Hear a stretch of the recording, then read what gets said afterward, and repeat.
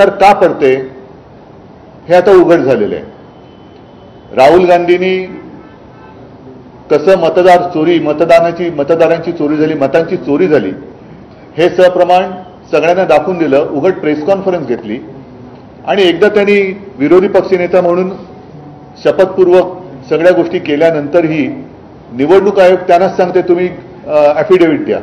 म्हणजे हा कुठला उफराटा कारभार आहे। आता सुद्धा बिहारमध्ये लाखो मतदारांची नावं जी काय वगळली त्याला काय त्यांनी म्हटलं SIR, आणि सुप्रीम कोर्टाला निवडणूक आयोग सांगते की ही वगळलेली नावं तुम्हाला द्यायला आम्ही बंधनकारक नाही। मला एक प्रश्न विचारायचा आहे की सर्वोच्च न्यायालयापेक्षा निवडणूक आयोग किंवा आयुक्त हे मोठे आहेत की काय?